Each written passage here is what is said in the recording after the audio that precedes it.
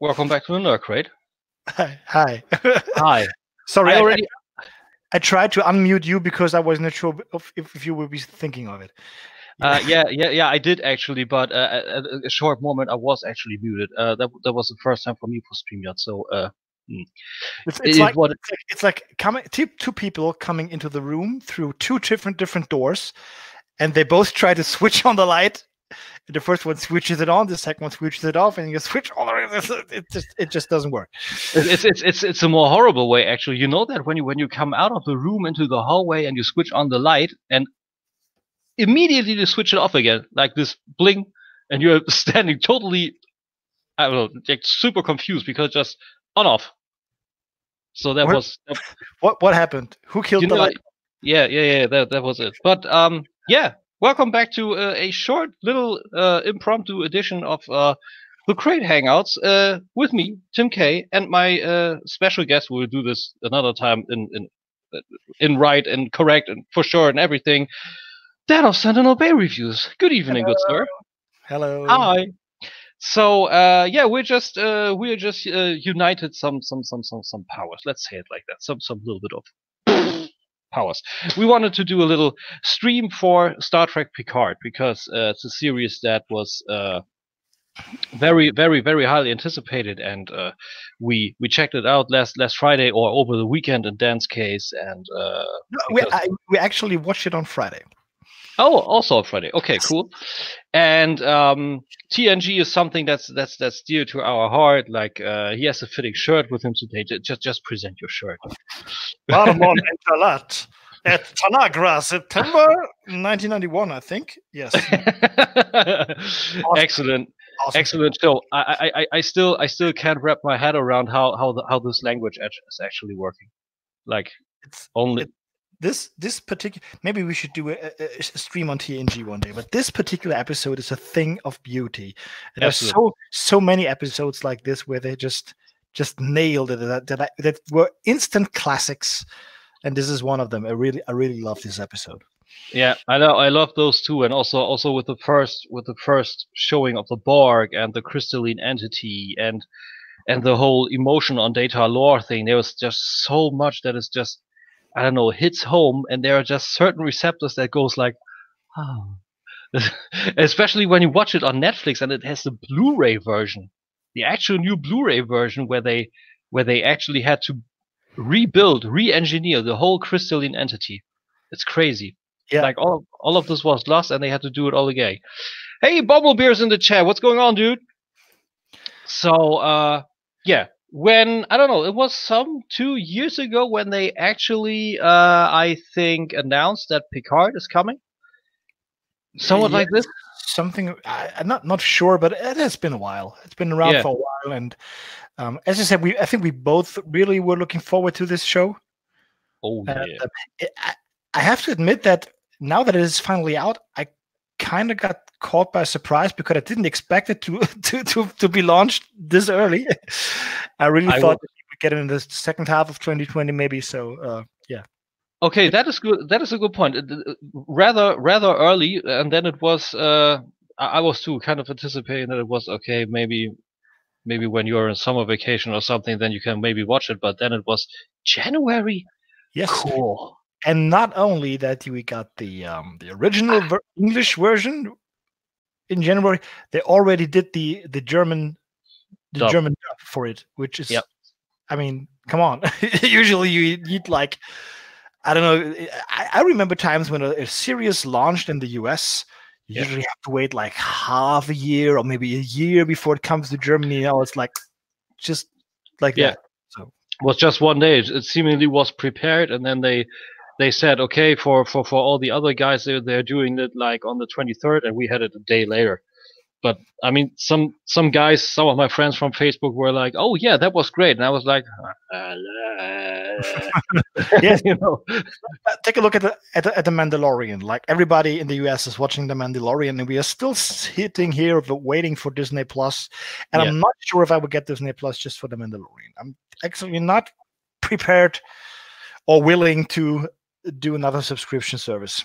No, not really. Especially, or especially also if you have like the MCU at home in Blu-ray format, and you're not pretty much interested in anything else. I mean, there is a lot on it, like all those Iron Man series and stuff. But I think we're stalling a little bit. Like, I don't think I will get this too. I will watch The Mandalorian, but mostly I'm happy that Picard was done on HBO, and HBO has a deal with Amazon, and so we can actually enjoy Picard in its original version over here every week.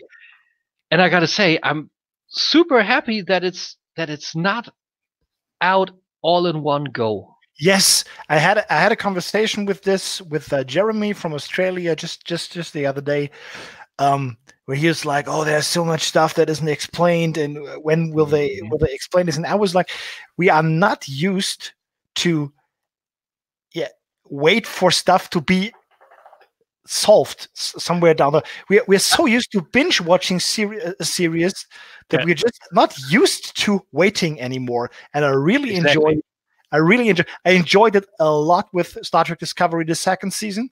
Yeah. And I really enjoy it with Picard here. Yeah, me too. Like, it's exactly as I said. We're not used to the old way of watching stuff anymore. Yes. This is ridiculous. I mean, I remember with Knight Rider. You know, Knight Rider. Yeah. I believe it was season 3 to 4 when he was crushed in the finale of season 3 with this big tank and the extendable ram in front of it. They kind of deactivated his special coating, and then it was cut. Like, Michael was sitting in kit, and this was all bits and smithereens.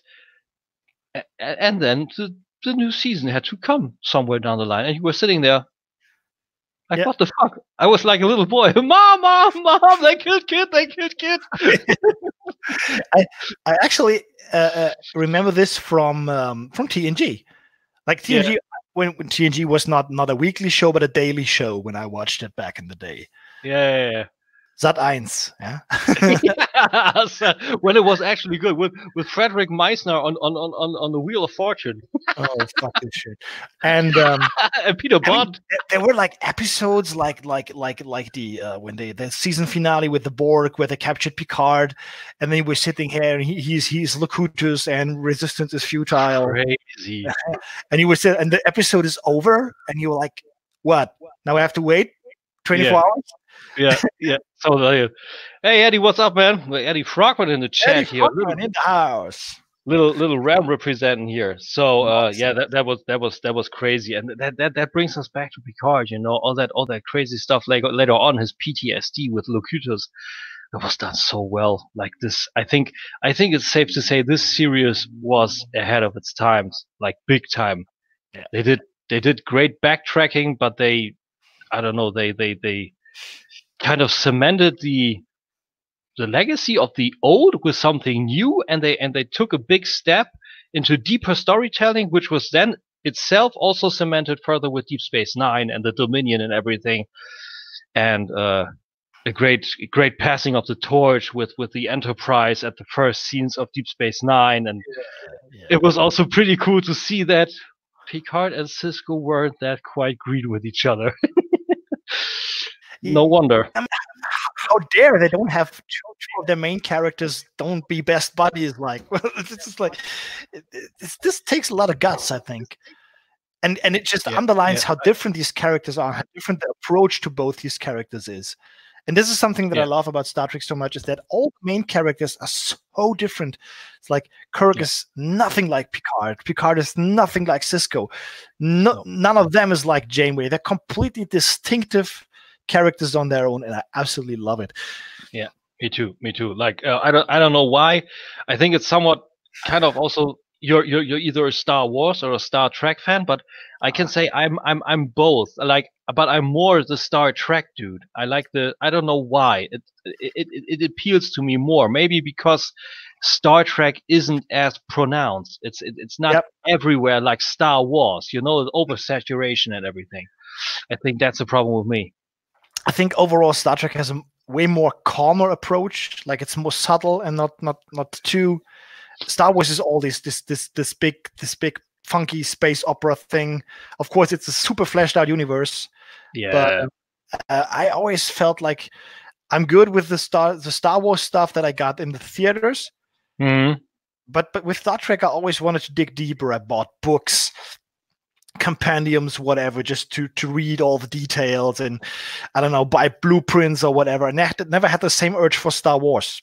Yeah. I love both franchises, though. Me too. I also like 9. Like I get what people had kind of problems with the Rise of Skywalker for abandoning a few things, and it was there, but it was subtle. It was not overly abandoning things. Nah. It was too much of a. I think the 9th episode was too much of a fan service. Yeah, that's true. That's true.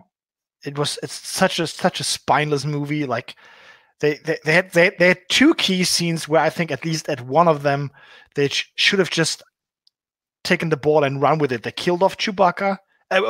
Maybe we should give a little fair warning. This is a spoiler-heavy show. We will talk about everything. So yeah, that's true. I haven't seen Picard. I haven't seen, in this case, Star Wars Episode 9. Leave now. Come back later. They killed off Chewbacca and just like resolved the problem in the next 3 minutes by just showing that he's not dead, and it just takes the whole steam out of the whole scene. Yeah. And I think it's even worse with C-3PO. Mm-hmm. Because I mean they deleted his memory, which I think was a super sensitive, cool scene. I think it was very well executed. Yeah. And then like 20 minutes later, they have just R2 pushing some buttons and everything is somewhat normal. He just but I don't get the reason for this, because it's just not needed for the story. Why not just having him just set back? And I think it was a wonderful idea for him to be just like resetted and be done. I don't get it. I don't get it. It's kind of like wrestling. Big Show. He's here. No, he's face again. No, he's here. Wait, is his face again? Like, that's exactly it. You know? Yeah. It's crazy. Like exactly you said. What, we have to delete all of his data? Yeah, and then 20 minutes later, oh yeah, R2D2 can restore it. And that's the second time. It's like it takes the impact out of the scene, and it gives me as a viewer the feeling that the creators of the movie don't trust their own decisions. And I think that's never a good thing. If you make a decision, you have to go for it. Yeah, that brings me back to Justice League, but that's a whole different thing. Topic. I couldn't even actually say anything about this because I think I haven't seen a single DC movie out of the current ones. You haven't seen Man of Steel? Nope. Okay, that's a bummer. I know. Wait a second. I know you're not into Superman. Like I don't know. I can't even show how much. Like this super little. You're not into Superman. I actually bought Superman Returns because I was interested in. I know. I was interested in a modern day Superman movie back in the day. It was a modern day Superman movie. And I think I cut it after 30 minutes because it was too dumb.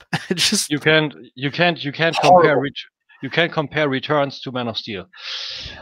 Man, it's going on right here. Frogman is here, Neuro is here. A little bit of going crazy. Pretty cool. Evening, you guys. Nice. So, my buddy from I talked about him a little bit. Jens from Bergen. He went to Man of Steel with me together, and he said, "Okay, I'm not into Superman, but this was an awesome movie." Okay. He shares your sentiment about Superman, so maybe watch Man of Steel. Yeah, I think I think I'm just not willing to invest in just another cinematic universe of superheroes, which I grow super tired of. Yeah, nobody just can. There's nobody out there just making a good standalone movie. Everything has to have the potential to be a universe. Exactly. Everything's connected, and there's cliffhangers everywhere, and post-credit scenes, and what the just make a good movie, entertain me for 2 hours, and I'm happy. Yeah, and have it closed off. Like the Joker wanted to do this originally, and now there's the second one coming. I mean, what happened to the art of making a movie that sends the viewer home with a lot to think about, like making up their own mind, thinking about how it might continue and everything. And all of this magic is taken by all this sequel insanity, and I don't know, Mac. I'm not into it. I mean, actually, we're talking about the sequel in this show today because we want to talk about Picard. So maybe I'm a little heretic on that, but I mean, it's like 18-year difference. Yeah, that's the thing. First, it's 18 years, and then second, it is a sequel, kind of, but it reestablishes everything. That's a different Picard. Like it goes so off. It's not like, okay, the Enterprise D left Deep Space Nine, and that's where we cut in. It's so much later, and it takes so much out of the story with Star Trek Nemesis, with Data dying, and then with the synthetics that came afterwards, and then with a little short track story where the Utopia Planitia was attacked with the synthetics, and then they were banned and everything, and this goes all together. This will open up a whole different. Yes. It was so fun. I watched this with my wife. My wife she's absolutely not a science fiction viewer. She likes the Marvel stuff and everything. I can watch a superhero movie with her, but she actually is not too deep into Star Trek. She doesn't watch Discovery with me, nothing. But when I told her that Picard's out, she said, I will watch this with you, because she actually watched TNG back in the day. Okay, so cool. And I was sitting there, and then there came this scene with Utopia Planitia. And I was like, damn, they destroyed Utopia Planitia. And my wife was like, what? So many Easter eggs. I think it's interesting to see that you can love a show for Easter eggs like that. Mm-hmm. They don't explain what Utopia Planitia is, but of course, as a Star Trek fan, and still somebody who doesn't know, she still could enjoy the episode. And I think it's important that you not rely too much on all the Easter eggs and all the knowledge that you have from TNG or don't have to enjoy or not enjoy a show. I think they found a pretty good balance here. Yeah, exactly. Especially since you mentioned it, like stuff from the MCU. Like there's so much that's building on top of each other. Like really, you have to go back. When you were watching Civil War, you got to go back to Winter Soldier and then also to Avengers. It's not like you have standalone movies. They're designed somewhat, and they're also told to be standalone movies, only a sequel. But to really know what's going on, you have to pedal back all the way. You have to go way back to understand it all, and that's where. I mean, what was it said? Somewhere around last year, I think Avengers Endgame was due in May, and they were like, yeah, when you start February, when you start February 21st and you're watching one movie each day, then you will catch up exactly to Avengers Endgame. Mm-hmm. And I don't have 1.5 months time to watch a movie each day. Let me check on something, because you know that I haven't even seen Infinity War yet, so I'm way behind with my MCU, and we tried to catch up on the whole MCU thing, and we made a little list that is somewhat in the chronological order, and we started this on November 18th last year. Okay, and we still have go. So it's pretty insane. Let's talk about Picard. Yes. Now. Good call. Yeah, man, I can only say like I was pretty pumped for it, and I was also in the same boat as you were. Like, okay, it's coming next year, 2020. That's pretty much around the corner. Even if it's in the middle, it's still around. And then it was January. Cool. And then last week, I came home. It was, I believe, 3 p.m. And I got home and I was like, have a little nap now. And I got myself a little pastry from the bakery. I had my cat on my lap, little cuddly. And I was like, okay, cat, you lie there and you purr and you do nothing else. I want to watch this now. of course, it's a cat. Of course, she didn't quite hear, but I was still enjoying it, and it started, and I had such a big grin on my face. It's not even funny anymore. Like especially during that first credits, those first credits, you know, where this little at the very end, those little sprinkles of TNG theme. That was like, yeah. it's a new theme. It's a new theme, but there's something old school in it. What I think was interesting when they launched Discovery starts with the exact same tones as the original Star Trek show, and then shifts into a completely different theme. Yeah. But it's at the beginning, and with Picard, they have a complete different theme, and then at the end, they have this little touch of TNG. Yeah. Just to assure everybody that watching, yes, you're home. Yeah, exactly. It felt like home. But I think there's so many stuff in there that's completely not classic Trek. No. Like there was like it's the physicality in the show in the first episode it really caught me completely off guard. Yeah. Like fist fight and stuff flying around. It's so action packed, even compared to the movies, which are way more which have made more action scenes than TNG. TNG is a super calm show. Yeah, super. Just rewatching is currently in the middle of season 7 right now, so it's super calm. Yeah.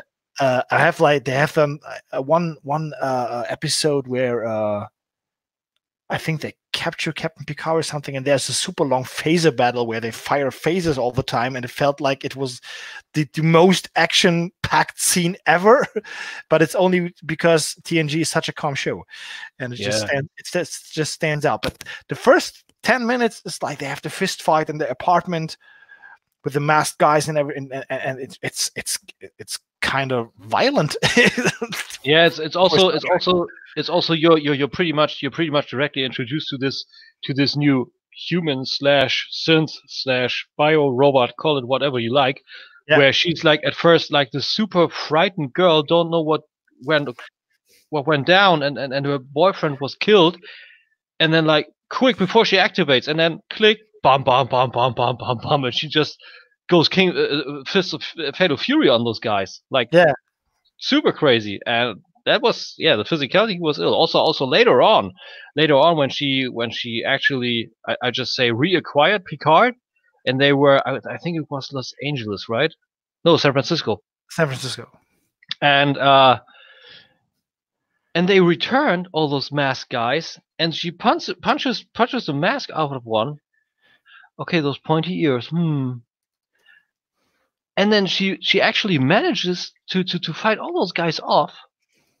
And then she's sprinkled in acid, and then everything explodes. I was like, okay, that is new and interesting, but it is so not TNG. And that is completely has nothing to do with TNG. But that's a good thing. That's a good thing. It builds on top of the mythos of TNG, but it absolutely kicks you in the balls. It says you might see this and you might believe it's TNG, but it's not. You hear? This is modern Trek. Yeah. And I just watched a pretty interesting interview with Patrick Stewart this morning. Okay. Where he was a guest at The View. Oh, okay. And he's asked if it was hard to reprise the role of Captain Picard. And he says, no, it's actually super easy, because in the series, Picard aged 18 years. Yeah. Real life Patrick Stewart aged 18 years. Yeah. And Picard's world has changed just as Patrick Stewart's world has changed. Yeah. So he says it's actually pretty. And when the rumors came up of the series being made, I read somewhere that Patrick Stewart agreed to the show only because, or only if he could approach Picard differently than in TNG. Yeah. He just didn't want to continue the character as it was. And I was like, oh, but why? I love Picard as he was. But it's only logical that he has somehow evolved or changed from where they left off with All Good Things. Yeah, that's it. I thought the same way. And the thing is, it's a good point what you said, that it's 18 years later and it's also a different Picard, but in the same sense, and it's also an interview I watched way back. Picard, there's a lot of Patrick Stewart actually in Picard. This is almost one-on-one Patrick Stewart. So there's even more truth to the sentiment he said, like that. It's a different Picard. It's 18 years later. It's the 18 years later version of Patrick Stewart in that genre Picard. Like you also hear him talk differently. There's some mannerisms and some I don't know, like motivational speeches in there, like when she is actually starting to doubt herself. Oh, cool! I'm a mindless killing machine. That's awesome. And he's actually speaking to her like, "Yo, no, you're not this. You're yo, silent, yo, silent. Yo, I'm fucking speaking."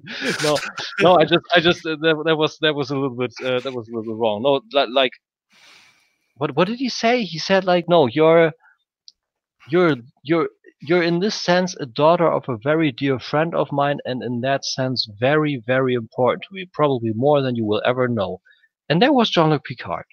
Yes, and that was Jean-Luc Picard. I haven't seen the original version yet, which is a pity, because I really, maybe I will do it so after we finish this one here, because as I'm watching TNG right now, and I'm watching TNG in English for the first time, and I can't understand how the fuck could I watch this in German, because it's horrible in comparison.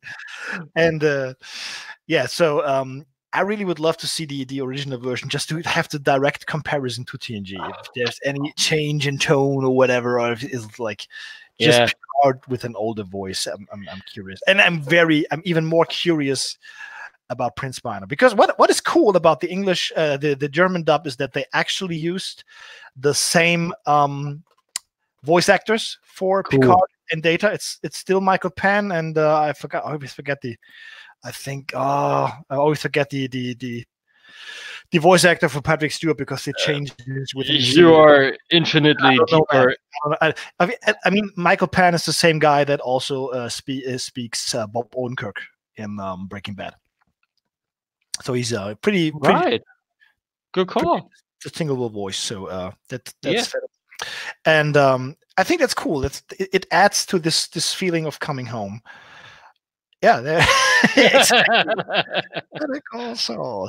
And I really enjoyed the first scene with him and Data just playing poker.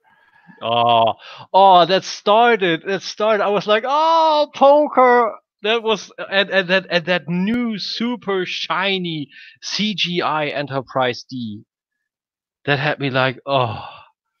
And I was not sure if this scene was, I mean, in the end it was clear it was a dream, but when it started, I was not sure if it was a memory or a dream. Yeah.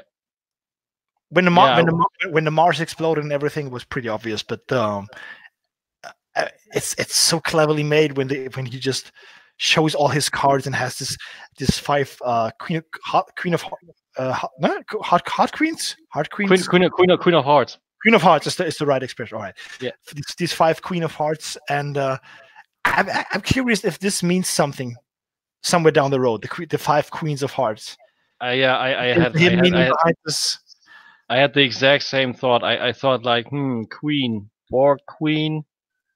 Oh, okay. I haven't even thought that far.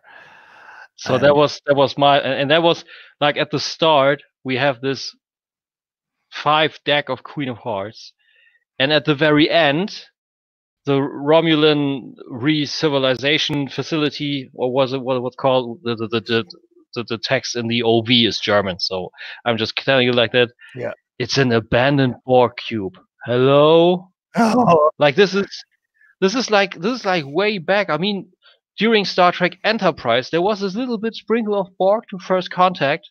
In Discovery, there's nothing of the Borg. And this is like, I believe the last time we heard something from the Borg was in Voyager. In between, we had all these Star Trek movies and the other 2 series. Yep. And this is the first time in a very long time where we see something about the Borg. And I think Picard is gonna ramp up a lot of that stuff what happened after Scorpion with Voyager, after the transwarp hub was destroyed, how the rest of the Borg kind of splintered, what happened with those, and then also with the, I think there's some mix-max going around with the Borg Queen, with the emotion on Data, and then that he wanted to create another daughter, like with Lal, and now with Dash. I think that that's flashing out. I don't think that the Borg will actually play a role in this series. What I think is that with the Romulans being on board the Borg cube and having Borg technology at their hands, maybe for recreation of their race, that there will be some sort of Borg Romulan hybrid, and then Picard gets involved and has, of course, a very mixed bag of feelings because of his own history with the Borg, and maybe this somehow correlates with Data. Maybe Data somehow used Borg technology to create his own children. And so there's a lot of conflict potential in here, and I absolutely love it. It's beautiful. So you think there's first, which trailers did you watch? I think I watched 2. There was this teaser where you only see Picard with his dog on the chateau. Mm-hmm. Yeah. Which, by the way, this is even more of a homecoming to me. The moment when he looks outside the window to the Chateau Picard, and it's the first thing that I even thought of this when the trailer came. It's just, yes, this is exactly what they foreshadow with the episode where he comes home and argues with his brother, and then his family dies in Star Trek Generations, and now he's finally home. He's finally home at this chateau, and he's doing his family work, and I can't tell you how much I love this. I love this too. Yeah, it's awesome. So, what was the question? Which trailers did I watch? And then there was the second trailer, I think, where they teased Data, where they teased 7 of 9, and someone else, another Borg, another Borg, the Queen. What? No, Hugh is in there. Yes, Hugh, of course. Hugh's in there, so there will be a lot of Borg. There will be a lot of Borg in there. Yeah, I forgot about it. Yeah, fuck off. I already forgot. Okay, maybe my whole theory is fucked up. Yeah, it went a little bit of a roller coaster right now. Yeah, but so much possibility, so many possibilities in this. It's only one episode. What's going on? I when you said you teared up so hard on the Chateau Picard, nah? I teared up way too bad when they showed Riker. I was like, yes, fucking Riker. That was so good. That was I was like, my face went down to a grimace, and I was like, oh. I'm super fanboying hard. Like, I love Riker. Like Jonathan Frakes. I mean, Riker's cool in a way, but he's super cheesy. That's the charm of him. That's his charm. He's a super comical character in a way. I couldn't really take him serious. Maybe as a teenager, as a kid, it was easier, but now as an adult, it's actually pretty hard to watch Riker and take him seriously at times, especially with all his exaggerated movement and swinging the legs over the chair when he sits down. All over we get it, William. You're super cool. Hey, I mean, that's the only way to sit down, dude. But it's the only way to actually stand up. I never stand up this way. I only sit down this way. I gotta tell you. But he is so cool that he even stands up that way. So, hey, the way. But the thing is that I think why I clicked with Riker so hard is because he didn't give a fuck. Like, he didn't give a fuck. He was himself, like, all the time. Like, you remember that episode shortly after, I believe it was shortly after Picard was turned into Locutus, and there was this other captain played by Ronnie Cox, and Captain Jellicoe. Yeah, Captain Jellicoe, right? That was like he pretty much threatened his own career with the way he behaved in front and to Jellicoe, but he was himself. That was Riker. The only version we saw of Riker was this nice version, because Picard and him clicked. But then there was Jellicoe, and you saw these two guys. Okay, those those two don't work with each other. That doesn't work one bit. And that had me really like respect the character of Riker. Really? I was like, I actually liked Captain Jericho. I think he was right in a way. Like he had his own mind. Like he wanted Chancellor Troy to wear proper clothes on the bridge. And I mean, what's wrong with that? Like, and Riker just acts is like being a dick all the whole episode. I don't know. Well, the thing is, when Jellicoe really needs him as a pilot, he's like, yeah. Say please. That was super cool. I think that was super cool. I mean, that was Riker. But the thing is, yeah, in a way, they were both right, and that's what they also showed each other. You know, I think you're an asshole, and I think you're an old school prick. You know, and I think both is good. Both showed two extremes or two sides of the same coin. Like they need to work with each other, and they accepted that they won't click, but they accepted the sides of each other to actually work with them. So I think that's all pretty much you can say. But yeah, I don't know. I respected Riker for being himself and standing up for himself. And in the end, I mean, he was admiral and all, and now he's fucking gray, and he's married to Troy, and has a little chateau of himself. And so yeah, I actually loved the memes that stemmed from the teaser or that trailer way more. What happened to Wesley? Do you really care? Nah. also that capitalism, those capitalism memes, like from First Contact. Wait, yeah. Who built those ships? We did. What did it cost? Nothing. Money doesn't exist anymore. Wow, true socialism. Yeah, Picard, only $9.99 on Amazon Prime. It's beautiful. It's absolutely beautiful. Yeah. When I think one of my favorite scenes in the first episode is this interview he gives, because this is yeah. I mean, in the beginning you see like he's this old man and he has a little self-doubt, like what am I doing here and all of that stuff, and then he has this interview, and of course he gets asked the questions he didn't want to be asked. Yeah. Then he gets all passionate about it and screams at the interviewer and just stands up. This thing is over.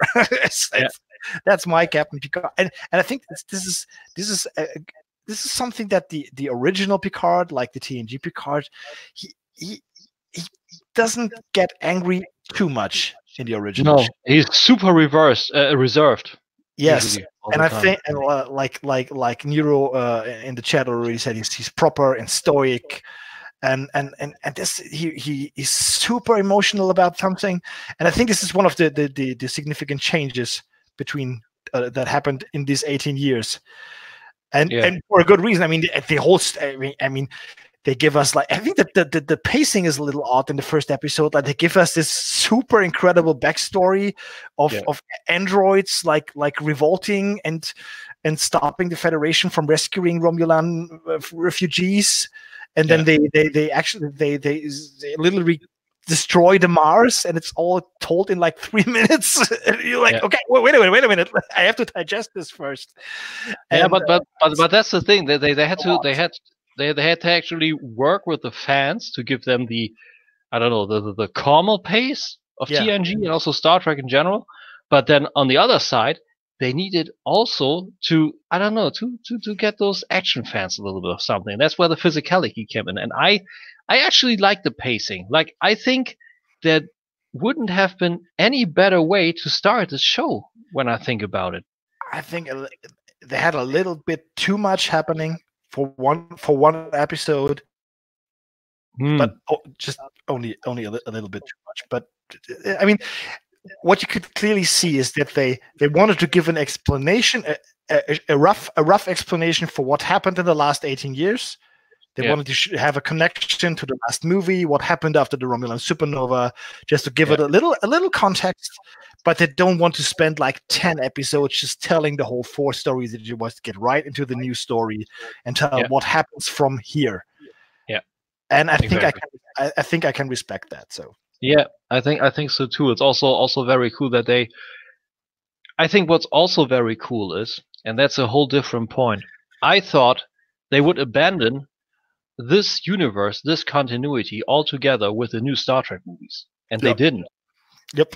They are moving forward with the fourth J.J. Abrams verse Star Trek, but they're still saying, okay, this other continuity, this is still the Prime universe, and there, the universe and the characters in there do now still have to, I don't know, make sense of the fact that a whole planet is gone. Essentially, a whole race is gone. Only refugees, like sprinkled here, sprinkled there, and Picard actually saved some and has them living on his chateau. And it's not like butlers. Like they're grateful and they're helping him on the yard and on the wine yard, on the chateau itself and everything. And they're just equal. And then that's also what goes down in an interview. Like you see this version of Jean-Luc that's still trying to be reserved and talk about it and everything, and says, okay, it was kind of clear they're asking me this question. I'm just trying to do my best to be the person they remember me as, and also answer those questions the best as I can. But at a certain point, he's angered. That he's livid because he's sitting in front of a person that goes down asking him two-dimensional question of something that he was in there three-dimensionally, and he took a reference to something that happened hundreds of years ago, and she couldn't care less. And that's where the spark ignites, and we see the very emotional, very livid side of Picard. And I think we will see a lot more of that in that series. And I look forward to a lot of that. Yeah, I mean, I think it's significant that he was provoked. Yeah. And he let it happen because she clearly provoked him, because she was forbidden to ask the questions, and she did anyway. So definitely a move that was planned. So and he reacted to it. He completely fell for it and let himself loose. And but I think it was an important scene, very, very important scene.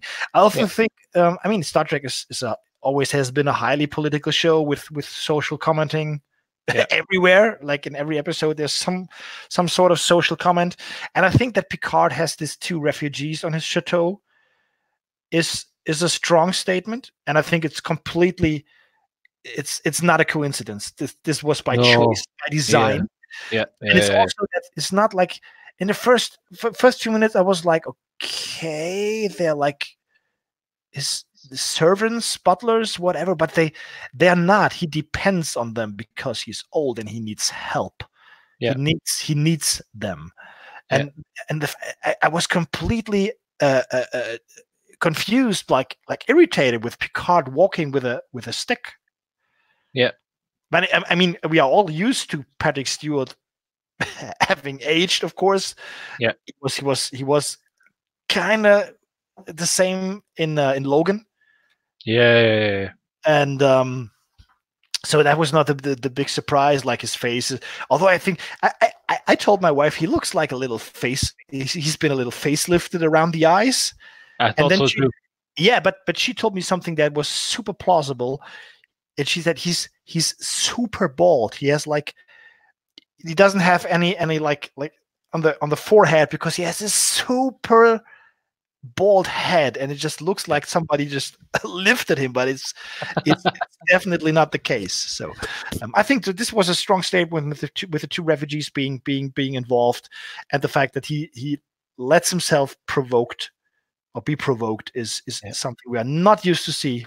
But I'm with you. I'm really hoping that we will see more of this emotional Picard, because I think these always were his strongest moments. Yeah, I think so too. I think this version of Picard is visible because I think this Picard was sparked during the Utopia Planitia incident.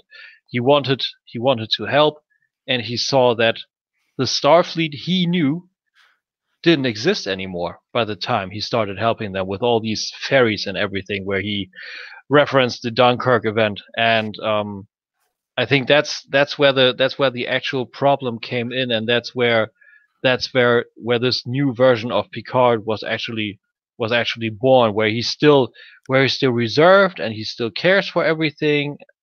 But on the other side, and that's where also an interesting part in the episode comes in. This interview also sparked the old version, and in itself it created a hybrid version, because at the end of the episode he says, no, you know what, I was dying and now I want to live again. Yep. And then he seeks her out, and then he wants to help, and then he enters this archive, and we see the model of the Stargazer. Oh we my see God, that's so beautiful. Oh, I was like, this kind of hard a banner. Yeah. Stargazer model, and I think I really should have paused that scene just to pick up all the little Easter eggs in that little archive. It was beautiful. Yeah, there was so much beauty in there, and also that they didn't mention Lal by name, but I thought at first, I was like, okay, did Data create Dash on purpose? But then they went down with all this technical stuff, like, what was it, this positronic cloning or neutronic cloning, what they called it? Technobabble at its finest. Technobabble at super finest. That was crazy. Like, and also that the fact that they could have created a clone of Data with one of his neutrons, and they would come in pairs. And then also that, I don't know, that. But this is this complete arc, like after the explosion where Dash is obviously killed, and I think she's actually dead, because we got the twin revelation just a few minutes later. This is something, this arc with Picard going to the Daystrom Institute and finding out about the whole clone thing. This should have been in the second episode. Why not making a big cliffhanger about at the point where this explosion hits and he wakes up? I think this was the point where I thought, okay, this is a little too much for one episode. Just tone it down. Or let the Daystrom portion out, and that from the cut with the explosion directly toward the Borg cube, and we see the exact same girl. We're like, huh? Yeah, this was a pretty cool cliffhanger. Yeah, but I said, but without the Daystrom Institute, like the explosion, and then only the cube with this obviously Romulan guy talking to, what is her name? The sister name? Soji. Yes, exactly. Yeah. Would have been better. I think the whole clone thing was a little too much to digest for my personal taste. Yeah, it was very early. Like I'm looking forward to the second episode, and I think with Patrick Stewart in this, I don't think we will get anything less than 80% Metacritic, Rotten Tomatoes whatsoever. Like class of classes, you know. But I think the second episode will have a way harder time pleasing everybody, because now they need to pick all these pieces up, like TNG here, new tech babble here, Data here, and then the reference actors. There's a lot to actually merge, to actually, I don't know, reform and also continue this new continuation or continuity. They have a lot of explaining to do. A lot, and then then I don't know, pick up the pace, but keep the pace steady and not so super action, super slow. Super action, super slow. This is like, they need to, I don't know how to put it. I hope you catch my drift. I'm actually curious. I mean, in the trailers, they already revealed that Picard will reassemble the crew and go back to the stars in some way, shape, or form. This is actually one of the parts that I didn't like in the trailer. Like, I need a crew. This was like paint by numbers. Like, I need. I think I loved the scenes on Earth with like future San Francisco with the Golden Gate Bridge being just like a whole of solar panels and stuff like that. And I think they haven't shown. That was super cool. In the movies, whenever they show stuff of future Earth in Star Trek, I absolutely love it. And these scenes are so rare. I wouldn't mind a series being playing completely on Earth and be more like a little Sherlock Holmes revelation thriller story than the actual Star Trek. Because this is something that we didn't have so far. We had this in the movie with I think it was the third the new continuity with Khan? No, that was the second. Khan was the second. Okay, that was the second movie. This played a lot on Earth. Yeah. And I think this would have been a pretty cool setup for Picard. And to me, it would have been more convincing that, like, now I throw my stick away and I'll be a captain again. So I don't know, man. But yeah, we will see. I'm real super positive about this series. I really think I'm really looking forward to the second episode. Oh yeah. And, I'm really curious if they will be able to pick up all these small pieces that you mentioned. Yeah. And hopefully they don't lose themselves in too much complexity. It's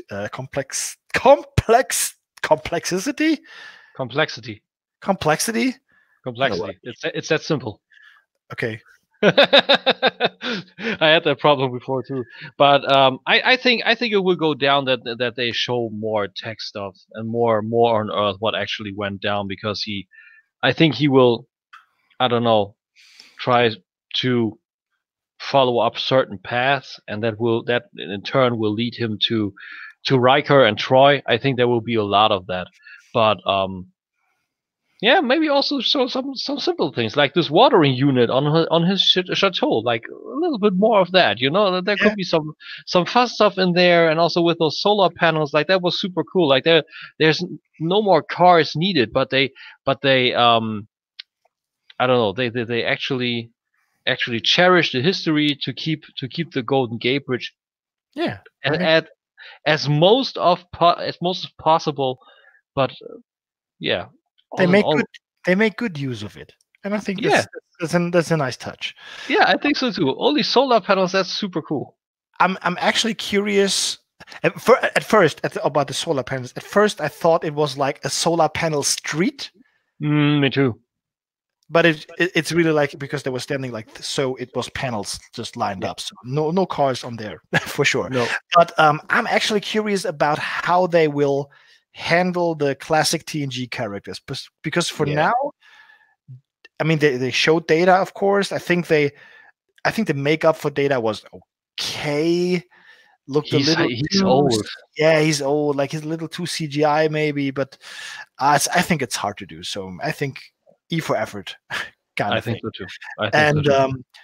I hope that they don't only use these characters as plot devices, because Data is nothing more than a plot device so far. He doesn't really has a role. He just gives like keywords, and so I hope it's not like small cameos like, oh, there's Riker, hello, yes, here's your key to the next to the next episode.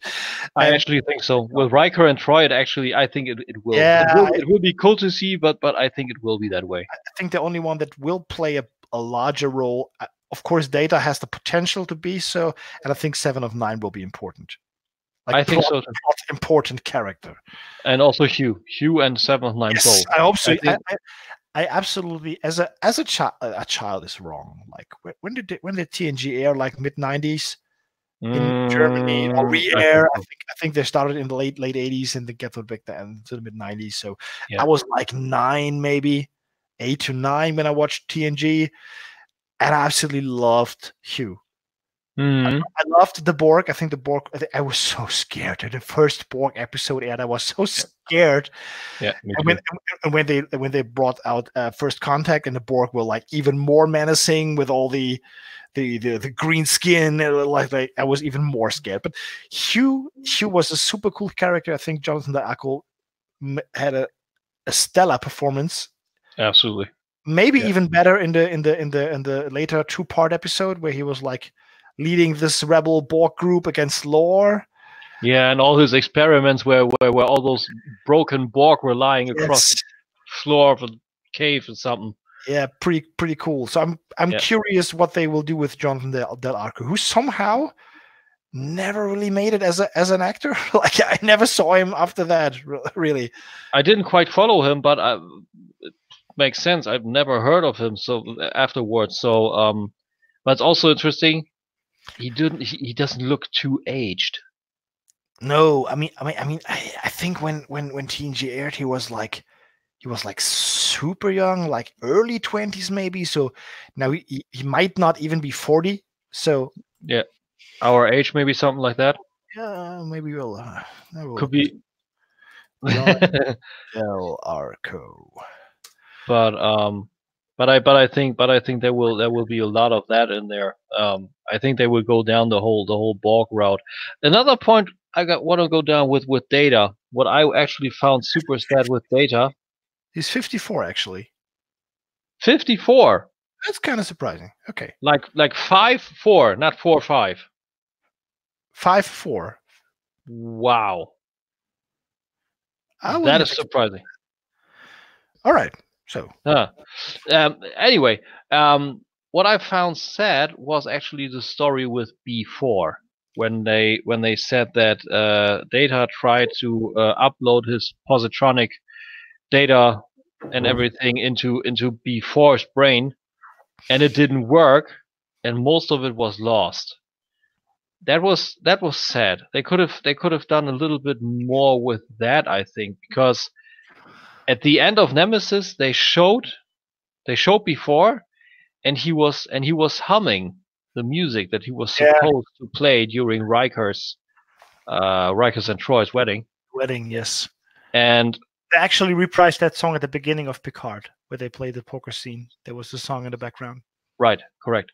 And that's actually sad that everything was kind of lost. And the interesting part, the fun part is, in the fan fiction in the comics later on, B4 actually adapted all of the knowledge of Data, and he became Data 2.0 essentially. This is kind of the 3PO approach. Like, we delete the whole memory, but in the end, it doesn't really matter because he's back. I didn't like B4 ever. I think it was super annoying in the movies. Okay. So if this was the only mention of B4 in the Picard series, I wouldn't be mad about it. Yeah, me neither.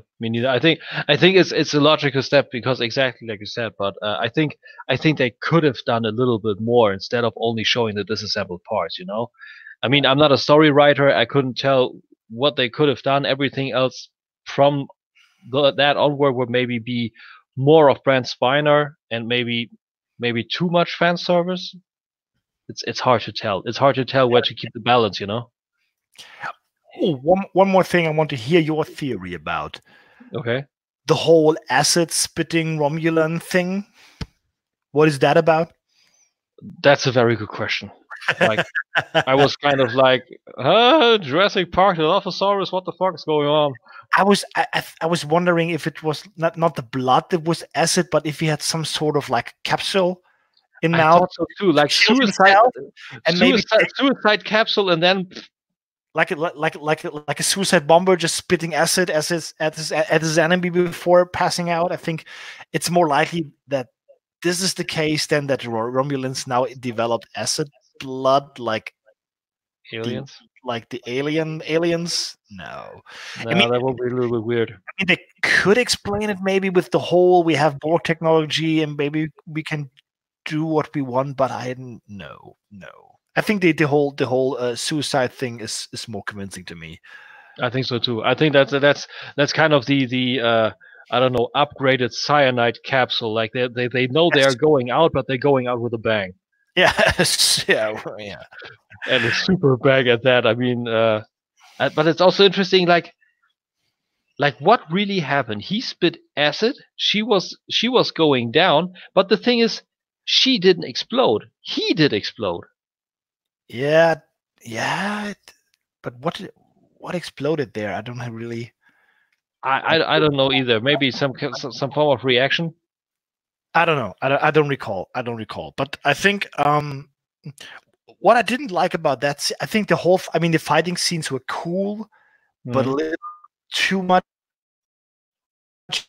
I mean, it's all, I don't know, a little bit over the top. I don't need that in Star Trek, even in modern Trek. I just don't need it. That's the thing. There's like this modern Hollywood approach. Okay, there's an android in there. It's got to jump for 50 fucking meters, like through everywhere. I don't know why. Like keep her to the ground and show like what they did at the beginning. She's superior in combat and she can take 3 persons no problem, but not like, okay, jumping right, blasting 3 guys, jumping left, blasting 3 guys. It's Star Trek, not Flipper or Pac-Man or whatever.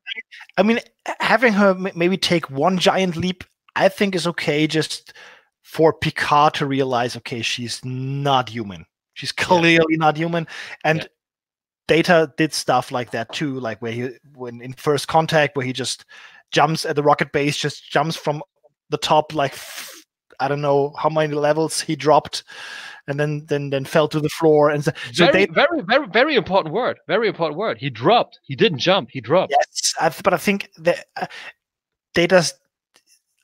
I think there was super fast running scenes and stuff like that. So I think I can live with that. But the whole martial arts, when did people actually stop just knocking other people out? Why all the fancy Sometimes this is why I loved The Dark Knight when it aired back in the day. When The Dark Knight came to the theaters, because it's just like a pure fist fight, like just bang, and that's it. No fancy. Yeah, that's something where I tend to enjoy some B-movie martial arts. Scott Adkins. That's just good old Jean-Claude Van Damme like martial arts action without too much wire jumping across and gung fu and whatnot. That's just over the top. I mean, I don't think they will show it too much. I think it's only to show off the capabilities and show, okay, she's clearly not human. But it felt out of place. It felt out of place for sure. Exactly. I think what I think was pretty fitting was all the modern interfaces and all of that stuff. I think that worked pretty well, especially since they already established that look with Discovery. Yeah. With all this hollow stuff, and I think that worked pretty well. I mean, we're now 18 years in the future from the last movie, so it's absolutely it's plausible that they have better technology and everything. So I'm fine with that, but I didn't need the whole over-the-top martial arts. I am a robot and I will kill you thing. Yeah, me neither. I thought with the tech stuff, what they showed in the archive itself, that was great. They showed it more in a like floaty air thingy, but you still had those rounded rectangles you knew from TNG and also from Voyager. There was another callback, but that worked. It was all not really feasible tech anymore. It was holographic based, but it worked. You could still see, okay, this is still Starfleet. This is still the rectangular surface they use for everything else. It's just more, I don't know, better space usage by not having it cluttered with tech stuff. So that worked. Yep. I think the design, the whole visual aspect of the show was pretty good. Yeah, me too. So I think I don't know, when you don't have anything else, I would say we can say that we're stoked for Friday. Absolutely. So I think this will be amazing, and I hope I will hope it gets a good reception overall all the time. So maybe we will see more. I mean, season 2 is already down, and Guinan will be there. Yes, which is cool. Lovely. Yeah, that was a cool scene or a cool moment in the talk show where Patrick Stewart actually invited Whoopi Goldberg, and she can do whatever she wants. Yeah, she broke down a little bit. That was super cool. So I'm looking forward to that. And I don't know. I mean, the door is open to whatever. Maybe we will see, I don't know, some offspring of the crystalline entity, or we will see Loxana Troy. Well, I believe the actress is dead, right? Dead. Yeah, right. Yeah, Major Berry is dead. We definitely won't see her. Yeah. All the CGI technology nowadays, I don't rule out anybody appearing on that show. So no, anybody truly ever being dead. Sadly. Yeah. But I think this will be interesting. I think this will be cool. I hope for so much I can't even put it in words. I can say. But I'm trying to keep my expectations as low as possible, because expectations too high, it's you're doomed to be disappointed. Yeah. And I don't want this to happen, because Picard is one of my absolute favorite characters, fictional characters, that were ever created. He's such a role model, I think, for me personally, but I also think it should be a role model for a lot of other people. So many people, especially with concerning his social and diplomatic behavior. It's a beautiful character, and I just hope that this is his swan song for sure. I mean, if they do two, maybe 3 seasons, and give him a proper send out, then I'll be super happy. Yeah, me too. I think we can. I think that's a nice closing word. Yep. Also nice to see, or maybe it's also will be hard to see like what we see of Patrick Stewart afterwards, but that would be a little bit too sorrowful a thought. Let's just enjoy Picard for now, I would say. So with that, I think we're gonna head on out. It's gonna be pretty abrupt. During the show, I thought, maybe an outro would have been good too, because the StreamYard thing is new. So next show of Crate Hangouts, we'll actually have an outro. But for now, I would say Tim Case, Crate, and Sentinel Bay Reviews are signing off, and we hope you enjoyed, and I hope and we hope you will further enjoy it. And I don't know, maybe we will revisit this. I think I don't know, in the middle, maybe in the middle. Yep. If time. I don't think that we need to do this for every episode, but now this is like it was the first episode, the first impressions and hopes and dreams and whatnot. And maybe after half the season we can repeat this. And definitely when the season is over. Oh yeah, 100%. So I will go pretty much straight to bed. But for all my international viewers, I wish you a good day if you're in Australia. Morning, whatever. Good day, morning, good evening. Enjoy yourself. Stay safe. Have a coffee, a brewski, whatever. And I'm just saying, thanks for watching. See you next time. Bye-bye. Bye.